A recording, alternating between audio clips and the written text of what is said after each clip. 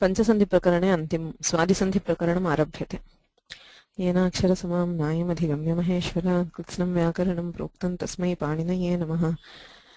मुनित्रयं नमस्कृत्य तदुक्तिः परिभाव्य च वैयाकरणसिद्धान्तकौमुदीयं विरच्यते।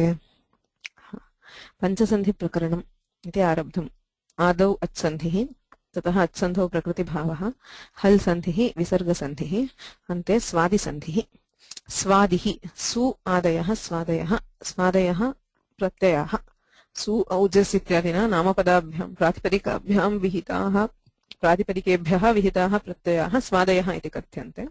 तेषु प्रत्ययेषु परेषु ये सन्धयः सम्भवन्ति ते सन्धयः स्वादिसन्धिप्रकरणे उक्ताः। So he covers the almost like miscellaneous sandhis, the sandhi which happen when some pratipadika is followed by a pratyaya, one among the swadi pratyayas. Ado svauja samot iti supratyaya shivas archyah iti sthite ityarabhyate kaumudyam panktihi. सर्वेभ्यः प्रातिपदिकेभ्यः ज्ञाप प्रातिपदिकात् इत्यधिकारे सु औजस् अमोक्षष्टाभ्यां भिस् ङेभ्यां भिस् ङसिभ्यां भिस् ङस् ओस् आम् ङि ओस् सुप् इति 21 प्रत्ययाः विधीयन्ते। एते एव सुप् प्रत्ययाः इति कथ्यन्ते। तदन्ताश्च सुबन्ताः। अत एव नामपदानां सुबन्ताः इत्यपि नामान्तरं विद्यते। So the subantas are nothing but the noun declensions in Sanskrit. They are called subantas because they end with a pratyayas which come under the pratyahara sup. Sup is a pratyahara from the su of the first pratyaya to the pu of the last pratyaya. It covers 21 pratyayas which are called the swadi pratyayaha. So now su is the first pratyaya in the list, which is the pratyaya for prathama vibhakti ekavachana. So you have Shiva Archaha. For Shiva you need a prathama vibhakti ekavachana pratyaya. So you put the su pratyaya. The sutra is svaujasamotchashtabhyam vis ityadina chaturtha adhyaye prathama pade sutram asti. Su ityatra ukaraha anunasikah. अनुनासिकत्वात् उपदेशे अजनुनासिकैत् इत्यनेन इत्संज्ञायां तस्य लोपः इति लोपे शिव स अर्च्यः इति भवति। इदानीं किं भवेत् इति प्रश्नः। ससजुषो रुः। पूर्वमपि इदम् अस्य सूत्रस्य उपयोगः कृतः, किन्तु कौमुद्याम् अधुना उपस्थाप्यते। पदद्वयं वर्तते। ससजुषः रुः। कः अर्थः? पदान्तस्य सस्य पदस्य इत्यनुवृत्तिः अस्ति। पदान्तस्य सस्य सजुष् इति शब्दस्य च रुः स्यात्। सकारस्य स्थाने रुः आदेशः भवति। रु इति आदेशः क्रियते। एतदेव रुत्वम्. So this is very commonly known as rutvam.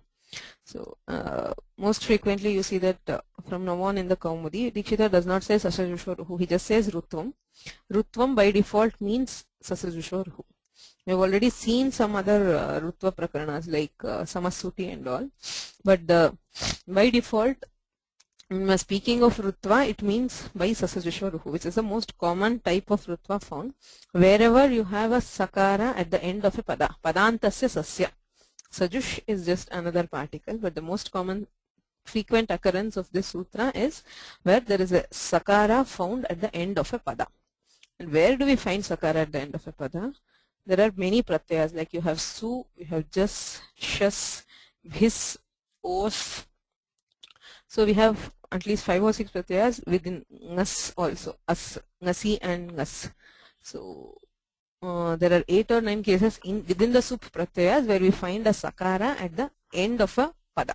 I mean, when we add a sup pratyaya, it gets pada samya by suptigantam padam. So since sakara occurs at the end of many of these pratyayas, you find lots of occurrences where you have a form, a pada, which has a sakara at the end of it. So padantasya sasya rutvam bhavati. Agre kimopi bhavatu na bhavatu rutvantu bhavatyeva. Whether there is anything following or not, even if it is a single pada, then also we get sasajusho ruhu. Jastva apavadaha. Jhalam jashonte इत्यनेन जस्त्वं विधीयते। सूत्रार्थः कः? पदान्ते झलां जशः स्युः। पदस्य अन्ते झल् वर्णः अस्ति चेत् तस्य स्थाने जश् वर्णः आदेशः भवति। पदान्ते सकारः अस्ति चेत् शिव स अर्चः इति सकारोऽपि झल् झल्त्वात् तस्य जस्त्वे दकारः आदेशः प्राप्नोति. So by jhalam jashonte we should get dakara as an adesha for sakara, but this is an apavada. Sasajushoruhu is an exception to jastva. If there is a sakara at the end of a pada, instead of dakara we get rutva. Shiva ru archyaha. Sasajushoruhu ityanena sakarasya sthane rutvam kriyate. Ru ityatrapi ukarasya anunasikatvam asti. Upadeshaya jananasika ite tasya lopaha iti lope. Shiva ru archyaha. So the common practice is to simply replace the s with the r. It's actually ru, where the ukara gets its samya and gets deleted by tasya lopaha. Shiva r archyaha. Idanim kim bhavet iti prashnaha. Maya adaveva kathitam asit. Visarga sandhihi iti सामान्यतया रुच्यते. वस्तुतः विसर्गः नास्ति. सर्वत्र एवमेव प्रक्रिया. सकारः भवति, सकार अथवा रेफः कदाचित् भवति. सकारस्य स्थाने रुत्वम्. इदानीं रुत्वे कृते इदानीं किं भवति इति प्रश्ने यदि खर्वर्णः अथवा अवसानमस्ति तर्हि खरवसानयोर्विसर्जनीयः इत्यनेन विसर्गः भवति. विसर्गे कृते सत्वं वा जिह्वामूलीयो वा श्रुत्वं वा किमपि भवति. तत्सर्वं विसर्गसन्धावधीतम्. इदानीं तु अन्येषु वर्णेषु परेषु अर्थात् खर्वर्णेषु परेषु विसर्गः भवति. अन्येषु हश् वर्णेषु अच् अक्षु च परेषु स्वरे परे किं भवति, मृदुव्यञ्जने परे किं भवति रोः इति प्रश्नः. कर्कशव्यञ्जने परे रेफस्य स्थाने विसर्गः भवति. तदभावे ऋत्वमस्ति चेत् तस्य स्वरे परे मृदुव्यञ्जने वा परे किं भवति इति सर्वं स्वादिसन्धिप्रकरणे अधीयते. इदानीम् अत्र अग्रे स्वरः नास्ति, क्षम्यतां, खर्वर्णः नास्ति, अवसानमपि नास्ति. केवलं शिव ऋ इत्यस्ति चेत् अवसाने शिवः इति भवति. किन्तु अग्रे अर्च्यः इति पदमस्ति चेत् शिव ऋ अर्च्यः इति स्थिते विसर्गः न भवति. There is no visarga here. Visarga is not even involved in this sandhi. As the first thing which you should remember, because the usual practice of learning grammar without sutras makes it appear as if there is a visarga which is converted to repha, which is actually the other way. It is repha which can be converted to visarga in a certain case, but in most of the cases it is not converted to visarga. Right? It remains as it is. I mean, it either remains as it is or is converted to something else which does not involve the visarga. Right? So Shiva R Archyaha ityasti. Idanim kim bhavet? Sutram asti ato ro raplutad aplute. Chatvari padani santi. Ataha rohu aplutad aplute. Rita ut iti sutrat ut iti anuvartate. There is a error here. This should be ut. Ut iti anuvartate. Kaha arthaha aplutad ataha. Aplutad iti ataha visheshanam. Kaha panchami vibhaktihi. Apluta akarat parasya roho iti shashti. Roho nama ru. Ru ityasya shashti vibhaktau roho. Rutvasya sthane. Aplute ati. Apluta akare pare. Uhu. Ut. Ukaraha adeshah bhavati. इत्यर्थः. अप्लुतादतः परस्य रोः उः स्यात् अप्लुते अति. अर्थात् रेफात् पूर्वत्रापि अप्लुताकारः अग्रेपि अप्लुताकारः अस्ति चेत् रेफस्य स्थाने उकारः आदेशः भवति. अग्रे भो भगो घो पूर्वस्य योषि इति यत्त्वं विधीयते तस्य अपवादः. This is an exception to the sutra which we will see later, which says ashi pare and followed by ash. A ruktva which is following a ru which is following akara will get yakara as the adesha. So once we see that, this would be clear, but this is an exception to that. Idani pashyamah kim jatam shiva r archyah ityasti sasajushoruhu ityanena rutve adhuna rephasya sthane rohu sthane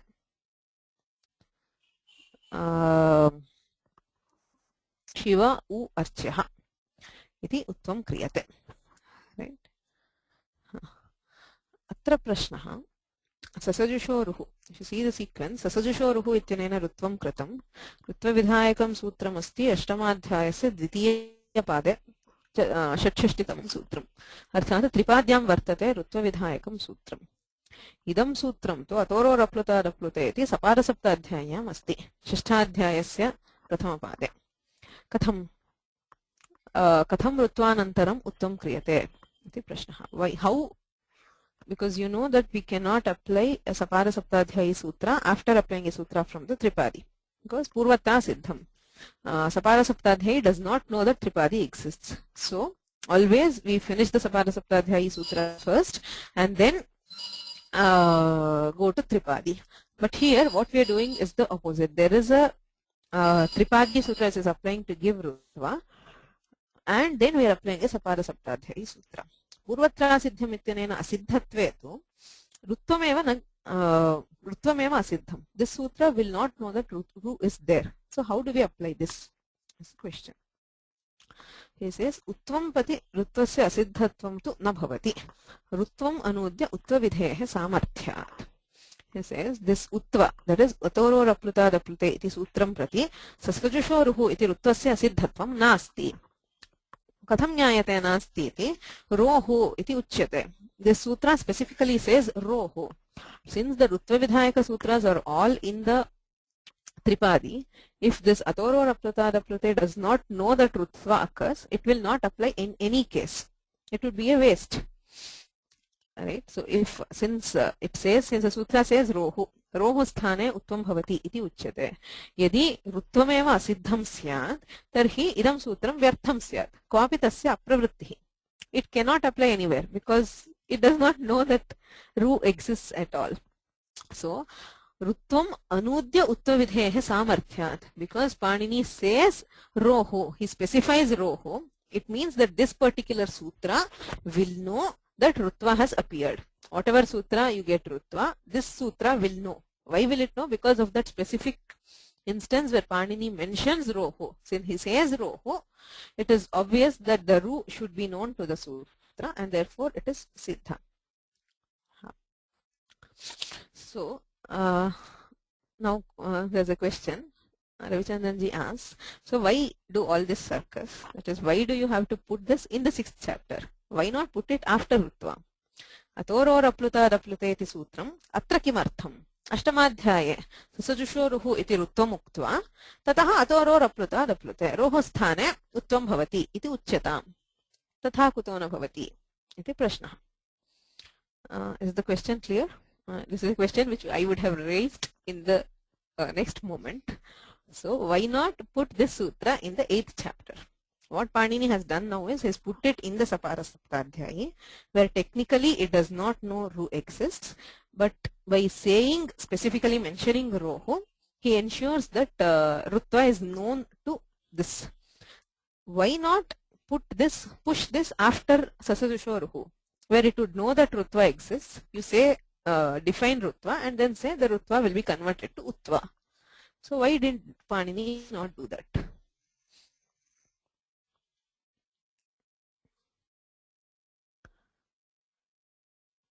You have to put a whole bunch of sutras in Tripadi. Which sutras? Since this specifically mentions Rohu, isn't it only the, it says Ru, so after Ru you get, what's the problem?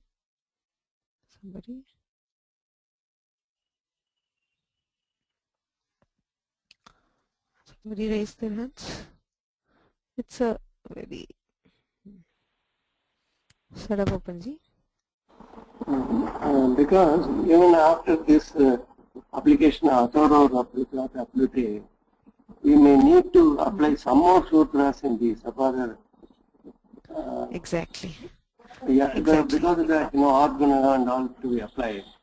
So we can't. So in the same case, what we do next is, it's not only for Anuvritti. It is the thing is that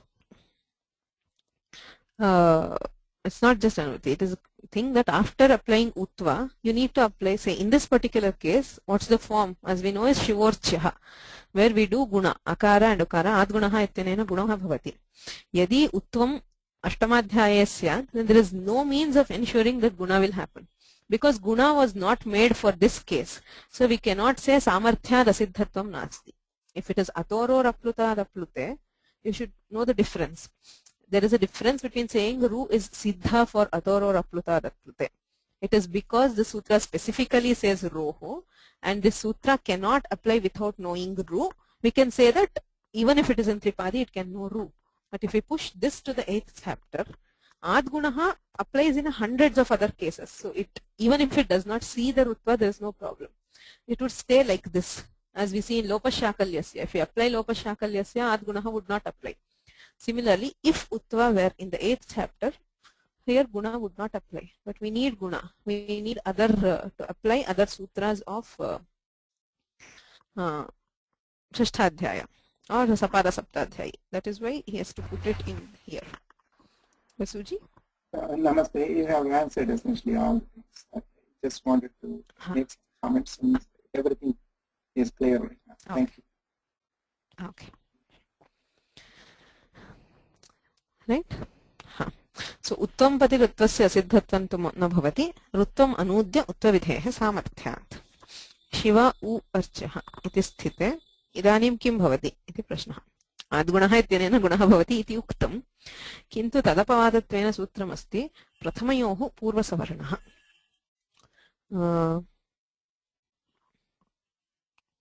What does Anudya mean? There are two cases where there is a vidhi and there is an anuvada. Vidhi is where you are mandating something. The anuvada is where the mandated thing is used elsewhere. For example, sasajusho ruhu ityanena rutvam vidhiyate. Atoro rapluta daprute ityanena vihitam rutvam anudyate. So the rutva has already been mandated by some other sutra. He just takes up or uses that in a further case. That is called anuvada. To say it again, first time when he tells there will be ru or there will be yan, it is vidhi. If he says that particular thing which has been mandated will get something else, that is anuvada.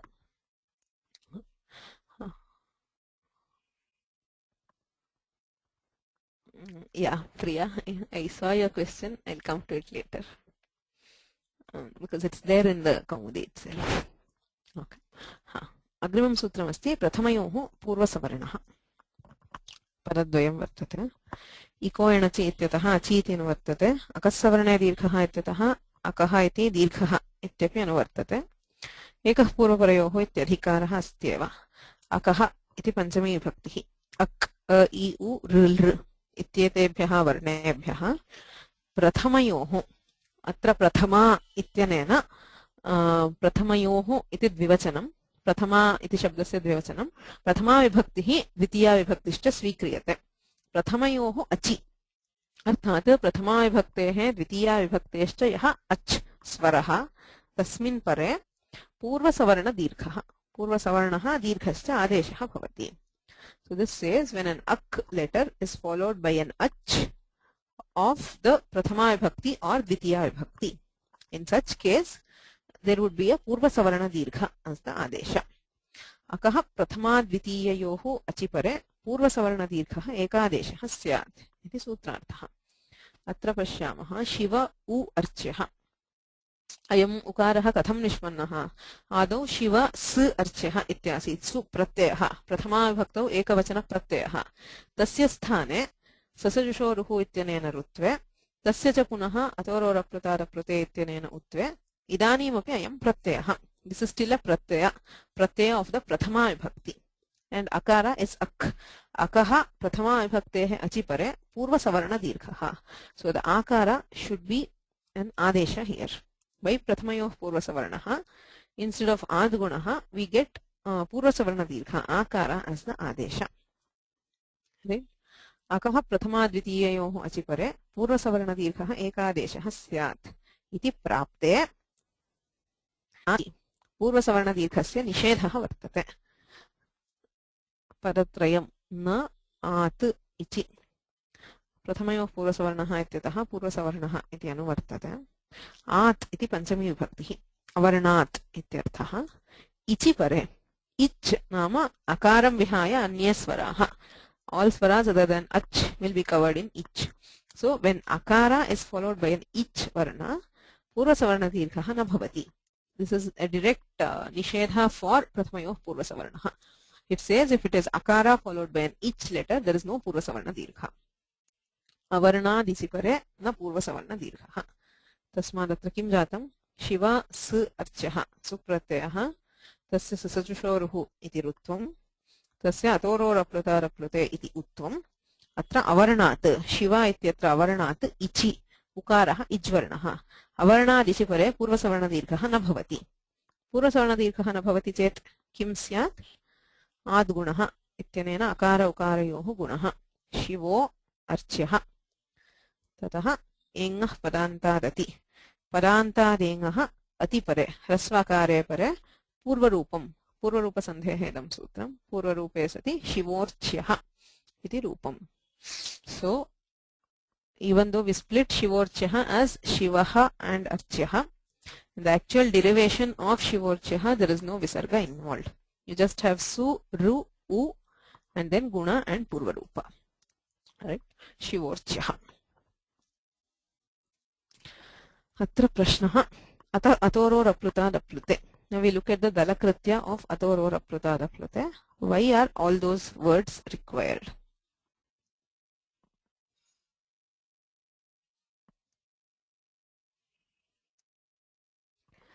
Okay, so the question, is it wrong to write Shivaha Archyaha in Prayoga? No, it is not wrong. It simply means there is no samhita. When you split this Shivorchyaha, you have Shivar, that is, you originally have Shivar. So if there is nothing following, that is, if you do not intend it to have a samhita with akara, we'll use Kharavasanayor Visarjaniyaha and get Visarga. So there are two separate words with no samhita. If there is samhita, then we do not have a visarga. That is all. Atoror aplutadaplute ityatra. There is no identifying samhita in prayoga. It is just vivaksha. Samase samhita nitya. What's that? संहितैक पदे नित्या नित्या धातुपसर्गयोः नित्या समासे वाक्ये तु सा विवक्षाम् अपेक्षते. Samhita is compulsory if it's a single word. It is compulsory if it is between a dhatu and a upasarga. It is compulsory if it is a samasa. Everywhere else it depends on the intention of the speaker. So if the speaker intends there should be samhita, there would be samhita. We identify samhita. If there is a sandhi, there is samhita. If sandhi has not been done, we conclude that there is no samhita. That is all. Okay. Samaji, I was guessing the reason why apluta lapute is because if there is a pluta involved, it will take the pragrihya sanya and then it will prevent the sandhi. Is that right or wrong? Not fully correct, but we'll see. I mean, that is what I'm coming to now. Oh. The question is, he need not have said apluta aplute. It would anyway have been done by other cases. Is the argument. So we'll see how. Okay. So the first thing, ato roho apluta aplute iti uchyate. Ataha iti taparakaranam kimartham iti prathama prashnaha. Ataha iti taparaha uchyate. Taparastatkalasya tatparaha tahparaha yasmat saha tatparascha uchcharyamana samakalasya eva samya syat. Taparakaranam sarvatra kimartham kriyate. Tasyaiva kalasya yasmin kale सः उच्चार्यते तस्यैव कालस्य ग्रहणं भवेत् अन्यस्य न भवेत् अर्थात् अत् इति संज्ञाप्रकरणे दीक्षितैः उक्तम् अत् इत इत्यादयः षण्णां संज्ञाः अत् इत्युक्ते ह्रस्व आकारः इत इत्युक्ते ह्रस्व इकारः इति निर्णयः अत् इत्यनेन षण्णाम् अकाराणां ग्रहणम् किमर्थम् इति चेत् उदाहरणं दीयते देवा अत्र कथमत्र देवा इत्यस्मात् जस् प्रत्ययः क्रियते जस् प्रत्यये जकारस्य चुटु इत्यनेन इत्संज्ञा तस्य लोपः इत्यनेन लोपे देव अस् इत्यस्ति अत्र पश्यन्तु प्रथमयोः पूर्वसवर्णः अकः प्रथमाद्वितीययोः अचि पूर्वसवर्णदीर्घः एकादेशः स्यात् इत्यनेन पूर्वसवर्णदीर्घे देवास् अस्य सकारस्य ससजुषोरुः इत्यनेन रुत्वम् इदानीं देवार् अत्र इत्यस्ति यदि तपरकरणं नास्ति केवलम् अकारात् परस्य रोः अकारे परे उत्वम् इति यदि विधीयेत तर्हि अत्रापि अकारः अस्ति तस्मात् अत्रापि उत्वं स्यात् so to prevent utva in this case where there is a dirgha akara which precedes rutva he says ataha which means when there is a hrasva akara which precedes the rutva then only we get utva अति इति तपरकरणं किमर्थम् उभयत्रापि अतः अति इत्यस्ति ह्रस्वाकारात् ह्रस्वाकारे परे एव श्व आगन्ता श्वस् आगन्ता इति स्थिते तस्य ऋत्वे श्व ऋ आगन्ता इत्यस्ति अत्र रोः प्राक् ह्रस्वाकारः अस्ति अग्रे दीर्घः अस्ति अत्रापि उत्वं न भवति he does not want with utva even in this case he wants it's simple he wants hrasvakara on both sides then only utva will happen that is why he uses ataha and ati he uses tapara in both cases now the question is which must have occurred to most of you by now if you have done tapara karana which means you get only hrasva why say apluta then aplute what is the purpose of those two things you say ataha it means hrasvakara if you say ati it means hrasvakara Hasvakara implies it is not a plutakara. Why should you specify aplutat and aplute? That's the question. Right? Aplutat kim? So he gives an example. Ehi susrotaha atra snahi. Susrotas iti sakarantam pratipadikam. Tasya duradhute cha ityanena plutah vidhiyate. Plutat paraha विसर्गः अस्ति वस्तुतः अत्र विसर्गः अस्ति विसर्गात् परत्वेन अकारः अस्ति you should remember that I mean after the visarga there is a rutva there is ehi susrotar atra snahi now you should remember that pluta pragrahya achinityam will not apply here pluta pragrahya achinityam says the pluta will remain as it is it does not prohibit a sandhi for the r which follows the pluta what you have here is you have susrota r. Susrotas is a sakaranta pratipadika. The sakara gets rutva. You have susrota r atra snahi. So even though pluta pragrahya achinityam ityanena plutasya prakriti bhavaha vidhiyate natu plutat parasya roho. Idanim atra rohu prak plutaha akaraha vidyate. Rohu paratvena hrasvakaraha at vidyate. Atra उत्वनिवारणार्थम् अप्लुतादकारात् इति उक्तम् किमर्थम् इति चेत् प्लुतस्य असिद्धत्वात् अतः परोऽयम् प्लुतः केन सूत्रेण विधीयते दूराद्धूते च प्लुतविधायकं सूत्रमस्ति अष्टमाध्यायस्य द्वितीयपादे now just think from the point of view of atoror aplutad aplute if aplutad and aplute does not exist it will say atoti. It is if hrasvakara is followed by hrasvakara. Since pluta is asiddha, from the point of view of atoro or apluta aplute, this is still hrasva. You had a hrasva which has become pluta by duradhutecha. But this sutra, atoti, does not know that there is a pluta. So it will still consider this as hrasvakara and it will try to convert the ru to u. Right? So to prevent that, he specifically mentions aplutat. Now as we say in rohu, when we say roho, even if ru is in the tripadi, it becomes siddha because rutvam anudya vidhiyate. Evam atrapi aplutat iti ukte plutaha siddhaha ityarthaha. So if it does not, I mean, if it even after saying if pluta is asiddha, then there is no point in putting aplutat. So by mentioning, specifying aplutat, Panini ensures that this sutra, atoro or aplutad aplute, knows that there is a pluta. So since there is a pluta, it will not convert the ru following the pluta to utva. Right? Plutasya asiddhatvat atah paroyam. Kevalam atoti ityukte. Ataha ati pare utvam ityukte. Atrapi utvam prapnoti. Tannivaranartham aplutat. Iti uktam. Aplutat iti visheshane tu tat samarthyat. Samarthya, wherever we say samarthya in Vyakarana, it means that samarthya is when it is useless without this particular case. That is, if Pluta is not if Pluta is asiddha, then there is no point in telling aplutat. The word aplutat will carry no meaning. So because of its capacity, it makes Pluta siddha. So atoror aplutat aplute. Now the question is, when you are saying taparakarana, when you are saying at, you are saying hrasvakara, does that not have samarthya?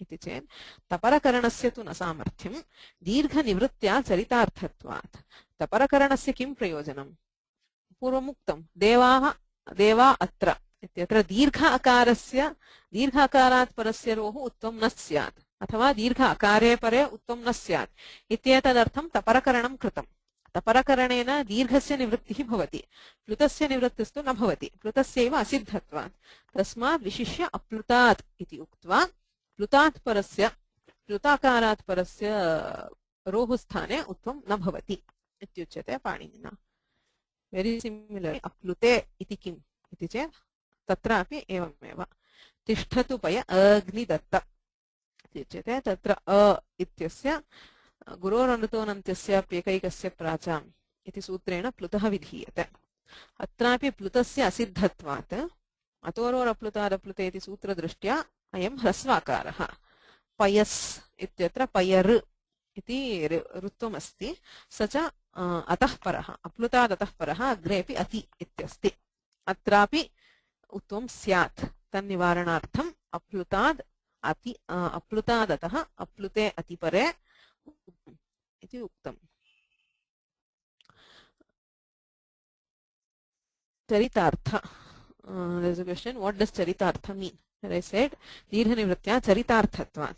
Charitartha is where it has found its purpose. It has served some purpose. It is called charitartha. For example, by taparakarana, what is the purpose of taparakarana? You can easily say removing dirgha, preventing utva in case of dirgha is the purpose of taparakarana. So it is charitartha. But if you say aplutat, aplutat has no other purpose than preventing utva in case of plutakara.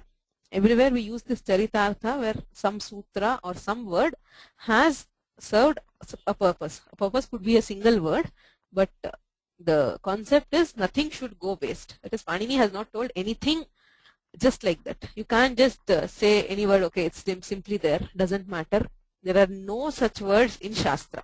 Not only in Vyakarana, in any Shastra you take, there is no word which is just simply there or which does not have a purpose. For every single letter in the Shastra, we need to show a purpose. If it has served one purpose, then it's done. It's Sarthaka or Charitartha. If there is something which does not have a purpose, you have to show some purpose for it being there. Right? So, atoror aplutad aplute. Aplutad akarat parasya roho aplute akare pare utvam bhavati.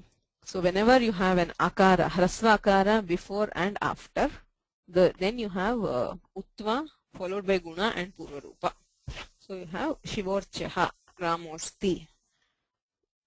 Everywhere. You have lots of examples. Right? Can we move on? Any more questions?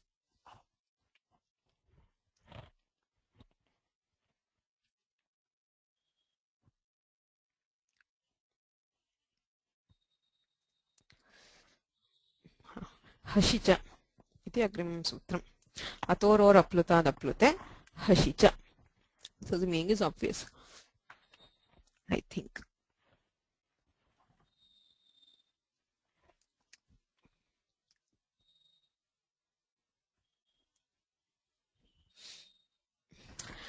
The question to Subramanianji asks, wouldn't it be better to put hrasvakara thrasvakare pare instead of putting apluta and taparakarana? Would it serve the purpose? Would it work if Panini had said hrasvakara thrasvakare pare uttam bhavati? Would it work that way?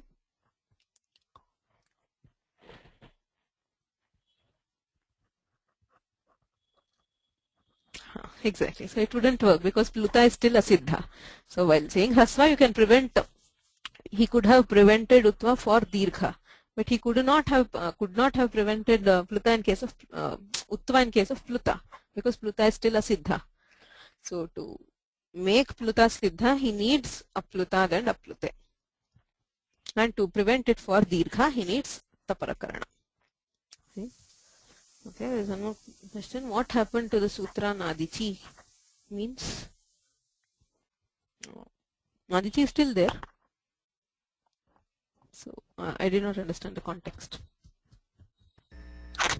No, so much I thought you were going to go Hashicha, so I was wondering, are you going to cover Nadichi before that? We covered Nadichi, no? We said Prathama of Purva Savarnaha and Nadichi. Okay, I think in the book it is covered as 2 sutras. I was thinking it is. Yeah, I did. Didn't I make a separate sutra for Nadichi?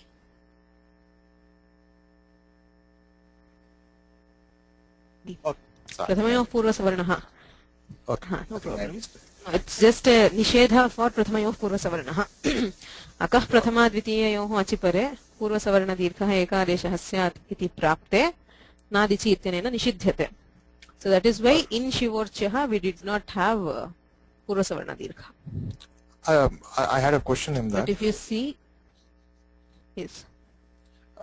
I think Yes. Malama goes through that. Why do we need this sutram if it is like Devata says Hantaris, Hate, it's already it is Nisheda to a Nisheda. Why can't we have Akasa? I think we can deal it separately. Okay, thanks. Devadatta Antrahata Nyaya is a huge thing. Okay, thanks. Okay, so Dalakritya for Prathamayoh Purva Savarnaha, there is no Dalakritya as such. Anyway, the actual occurrence of the sutra is in the Ajanta Pullinga Prakarana. That is where we see the application of the sutra and any objections if there is. So the sutra was just told here because as an objection was raised and it was cleared. That is all. Okay. And it is not compulsory to have Dalakritya for all sutras. Dikshita raises a Dalakritya when there is some significant point to make. Otherwise, he just lets it go. Hashicha Atoror Aplutad Aplute Hashicha Kaha Arthaha Aplutad Ataha Aplutad Akarat Hashi Pare Mriduvyanjane Pare Api Uttam Bhavati. Bahu saralam Padadvayam Atoror Aplutad Aplute Tataha Ataha Aplutat Rohu iti anuvartate Ruta Utu ityataha Ut ityapi anuvartate Aplutad Atah Parasya Rohu Uhu Syat Hashi शिवर वन्द्यः इत्यस्ति ह्रस्वाकारात् परस्य रोः हशि मृदुव्यञ्जने परे उत्तमं स्यात् शिव उ वन्द्यः तस्यात् गुणः इत्यनेन गुणे शिवो वन्द्यः. So there are two cases where you get utva. One is where in both cases there is hrasvakara followed by ru. If the ru is followed by hrasvakara or it is followed by a mriduvyanjana, in both these cases we have utva. So it becomes, if it is Hrasvakara, there is an additional Purva Rupa also happening, which becomes Shivorchaha. Mriduvyanjane paretu utve krite adgunaha ityanena gune Shivo Vandyaha. Iti Rupam. Rohu iti ukaranubandha grahanat neha.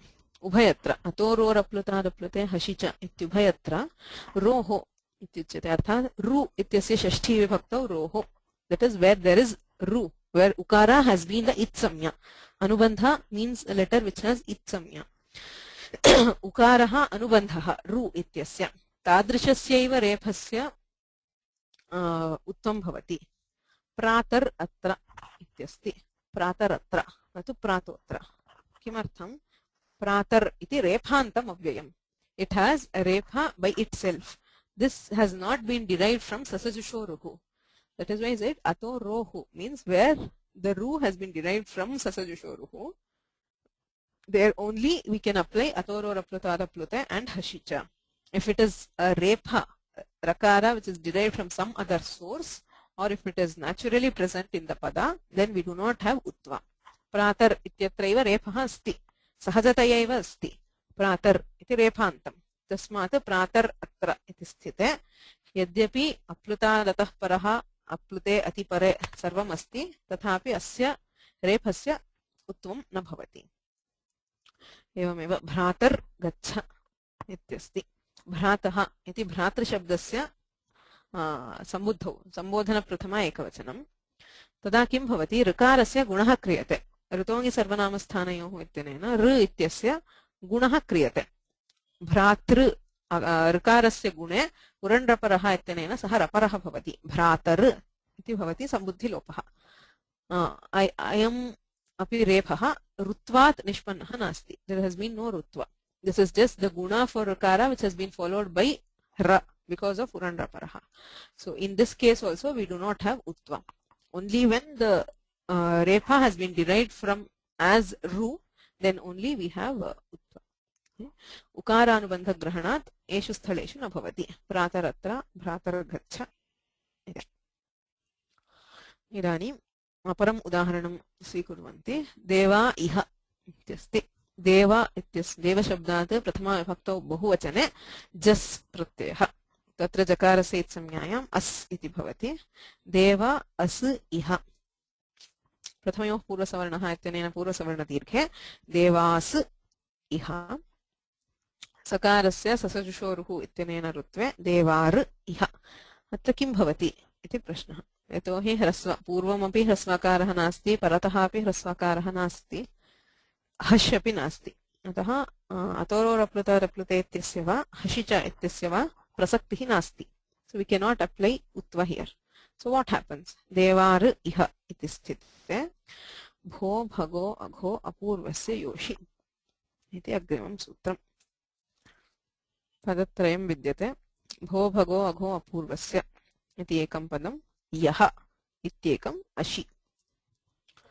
रोस्सुपि इति पूर्वस्मात् सूत्रात् रोहु इति अनुवर्तते भो भगो अघो अपूर्वस्य रोहु अशिपरे यः सरलतया सूत्रार्थं वर्णयितुं शक्नुमः एतत् पूर्वकस्य अर्थात् रोहु प्राक् भो अघो भोगो अघो अथवा अकारः अस्ति चेत् अशिपरे अग्रे अश् अश् इति अच् तथा जबगडदश् इति अश् इत्यनेन सर्वे स्वराः मृदुव्यञ्जनानि च गृह्यन्ते अश् इस् अ प्रत्याहार फॉर ऑल स्वरास् एंड आल्सो मृदुव्यञ्जनास् हयवरट् लण् यमगणनं झमै घडदश् जबगडदश् इति पर्यन्तम् अश् प्रत्याहारः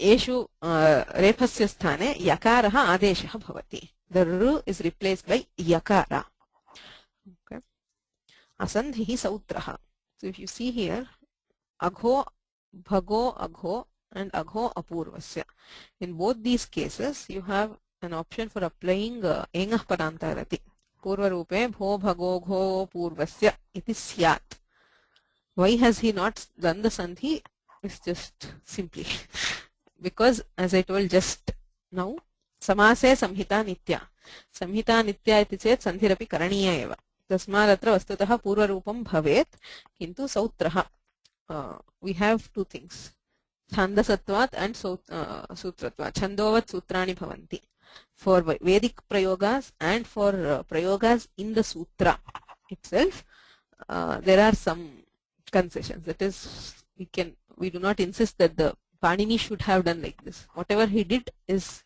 he did. We are not, we do not object or why he did not do the sandhi or why he did the sandhi. There are many cases where it happens, but like Vedic prayogas, these are also from Maharshis and so we accept them as they are. So sautraha means because it is a prayoga in the sutra, it is fine. But if we are doing such prayogas, we are not allowed to not do a sandhi if it is a samasa.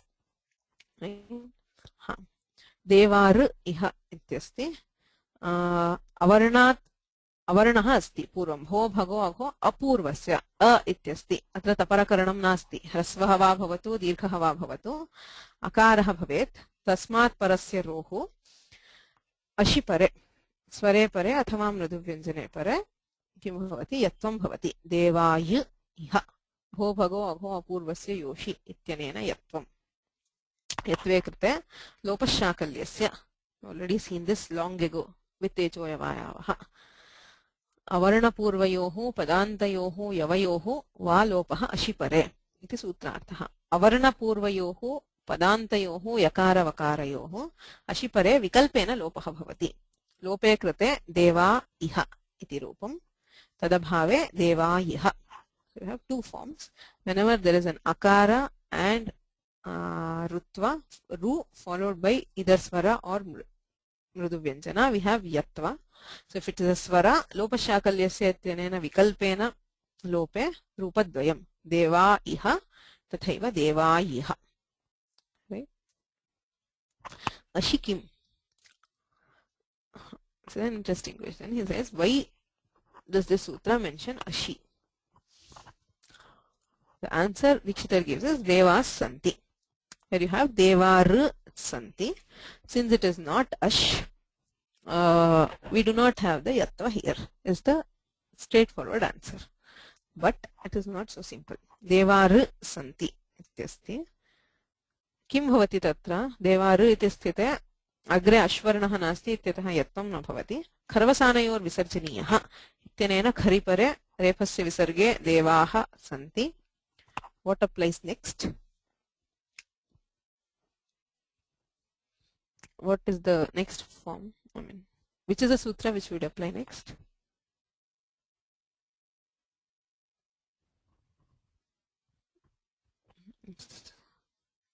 Not visarjaniyasya saha.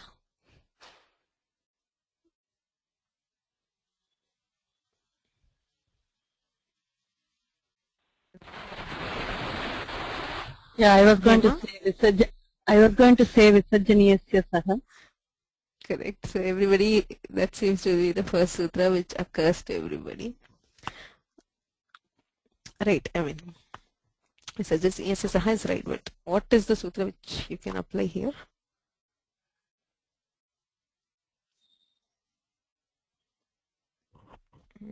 सत्यं खरिपरे विसर्जनीयस्य सह स्यात् इत्यत्र सन्देहः नास्ति. किन्तु वा शरि शरिपरे विसर्गस्य स्थाने विसर्ग एव विकल्पेन भवति. True that sattva is by visarjaniyasya saha is correct. I just wanted to remember that there are two forms possible. One is the visarga will remain as it is by vashari, or it can be converted to sattva by visarjaniyasya saha. So shari pare vashari ityanena vikalpena visargasya sthane visargah vidhiyate tadabhave visarjaniyasya saha. Sattve devas santi devaha santi iti rupadvayam siddhyati. But the question here is, you see that what you are doing here, Devara Santi. What is the argument? The argument is to prevent Yatva. In this case, he has included Ashi. Correct? That is what is the meaning of this. Ashikim Devas Santi ityukte kim. Yadi Ash iti padam nasti, tarhi Devas Santi ityatrapi Yatvam syat. Iti khalu arthaha. That is what it means, no? Everywhere where he is asking a dalakritya, it means what would happen if it was not there. What would happen if Ash was not there? He says Devas Santi ityatra Yatvam syat. Yatvam neshyate tasmad Ashi iti uchyate. Iti uttaram.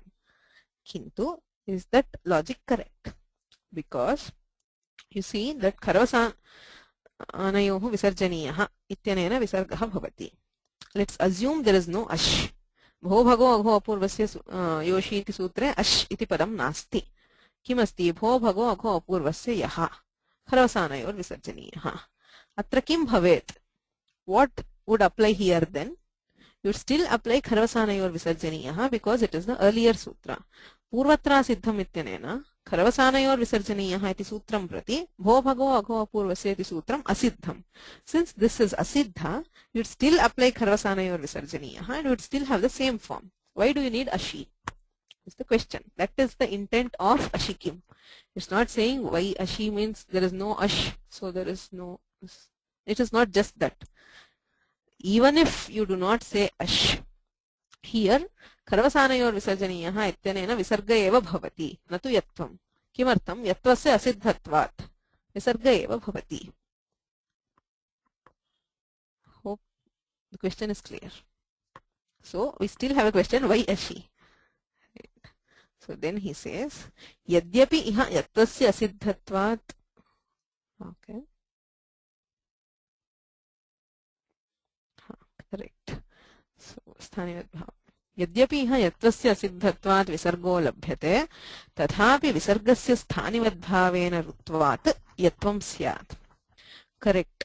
because yatva is asiddha, we convert visarga into ru into visarga. But still, using sthanivat bhava, bho bhago agho apurvasya yoshi treats this visarga itself as ru. Things sthanivat adeshaha. So this adesha visarga is like ru, and it will still try to convert the visarga itself to yakara. Right. So to prevent that, he says ashi, ashipareva iti. तस्मात् यद्यपि इह यत्त्वस्य असिद्धत्वात् विसर्गो लभ्यते तथापि विसर्गस्य स्थानिवद्भावेन रुत्वात् यत्त्वं स्यात्. But there seems to be a problem even with this logic. Can somebody spot a problem?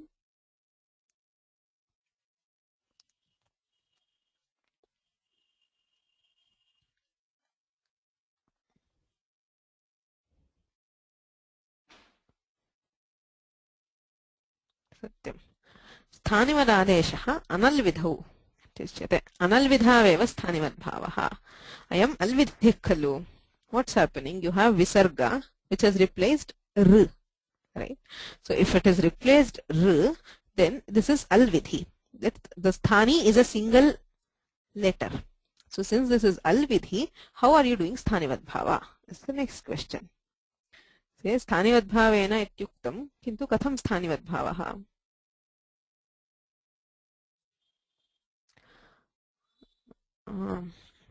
Napadanta is a nishedha to sthanivad bhava, but we actually want sthanivad bhava here. We do not want a nishedha to sthanivad bhava.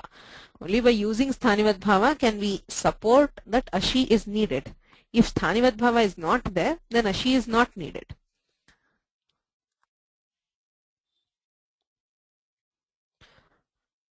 Achah parasmin purvavidhau. Can achah parasmin purvavidhau apply here? So next question. Sthanivadadeshah analvidhau. Achah parasmin purvavidhau ityuchyate. अत्र अचः परस्मिन् इति सूत्रस्य प्रवृत्तिः भवति वा? Can we do sthanivad bhava by अचः परस्मिन् पूर्वविधौ?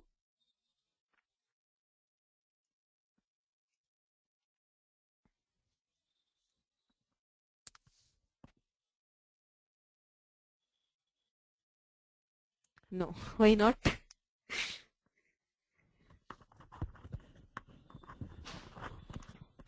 What is not ach? Is visarga not ach?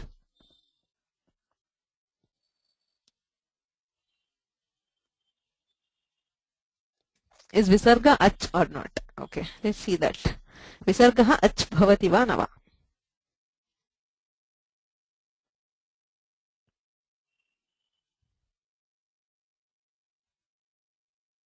No. Is visarga not ach? Okay. So others, is visarga ach or not? Visargasya achtvam asti va nasti? Kim pramanam?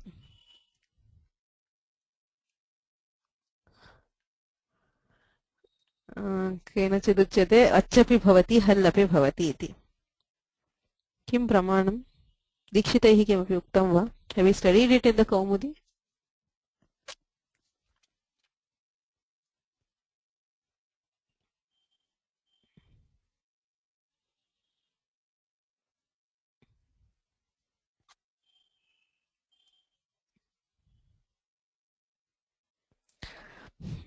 अनुस्वारः समस्तुटि इत्यादौ संस्कर्ता इति रूपसिद्धौ दृष्टम्.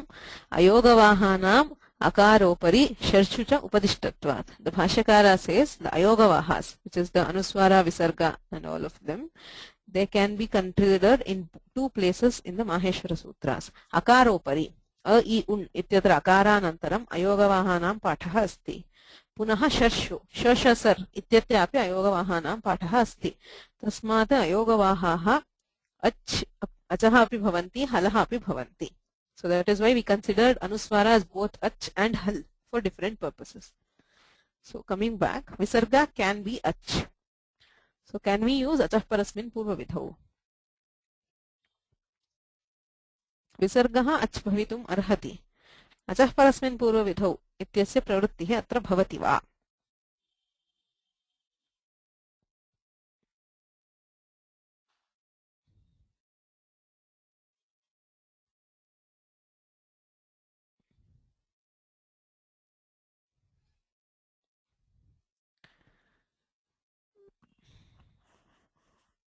Can somebody remember the Sutrartha of Achah Parasmin Purvavidhau?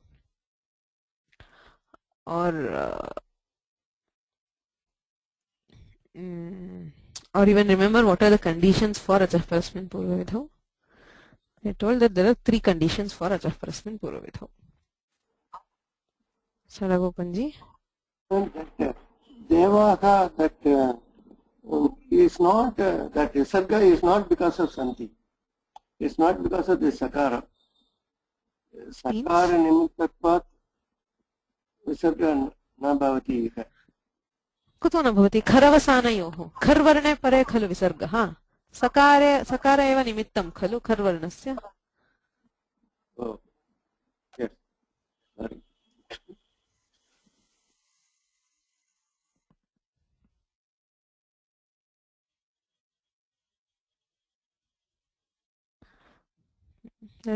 त्रयः नियमाः सन्ति परनिमित्तं स्यात् he is correct परं परत्र यदस्ति तन्निमित्तीकृत्य आदेशः स्यात् अत्र विसर्गादेशः रेफस्य स्थाने विसर्गः आदेशः सकारं निमित्तीकृत्य भवति अतः परनिमित्तत्वम् अस्ति पूर्वस्य विधिः अस्ति वा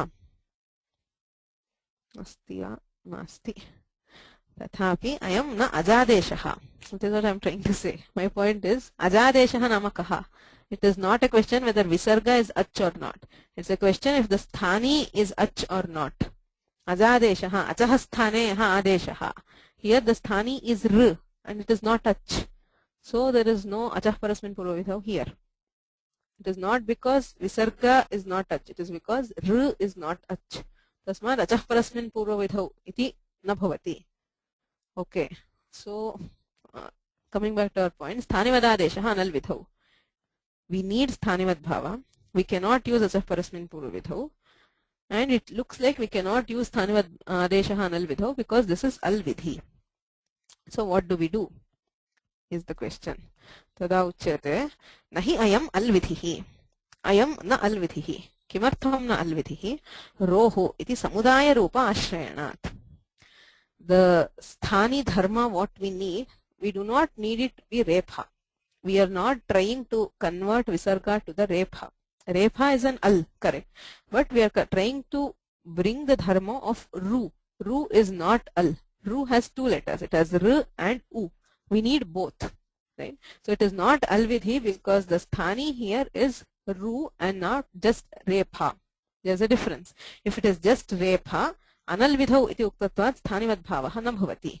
किंतु अत्र अस्माभिः स्थानिवद्भावः ऋत्वसम्पादनार्थम् आश्रीयते.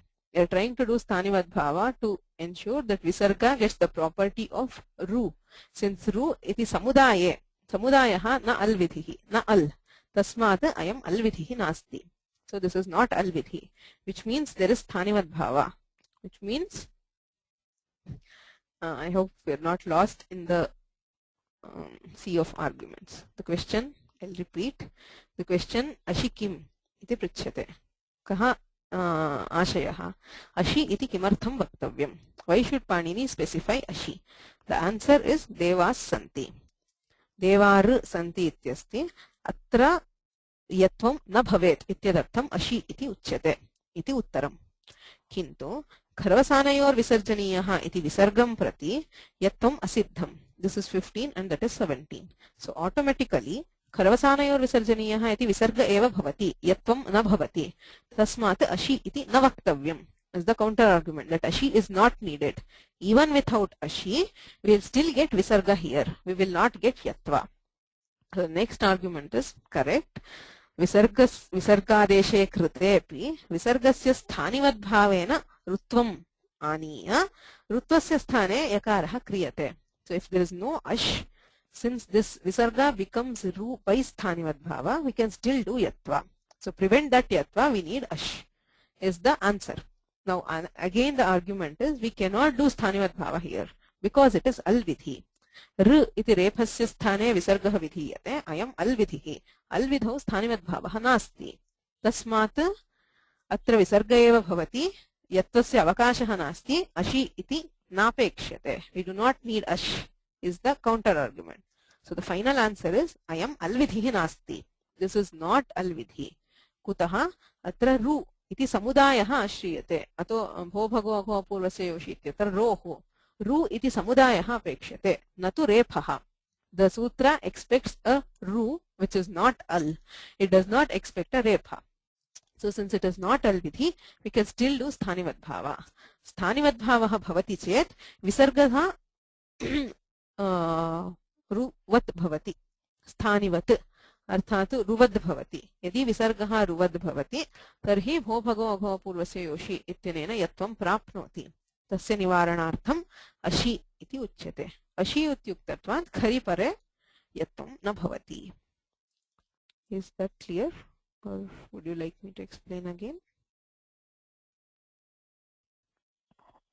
It's all a series of arguments, so you should follow the series in order to follow it. If you lose the link in the series, you'll wonder what's happening. Right? You can go through this today. So before next class, if you have doubts, we'll go through this once more. Right? So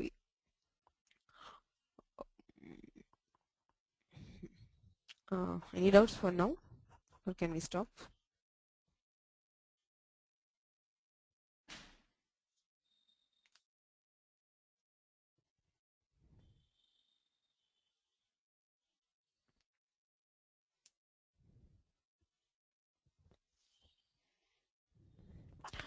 येनाक्षरसमां नायमधिगम्य महेश्वरात् कृत्स्नं व्याकरणं प्रोक्तं तस्मै पाणिनये नमः मुनित्रयं नमस्कृत्य तदुक्तिः परिभाव्य च वैयाकरणसिद्धान्तकौमुदीयं विरच्यते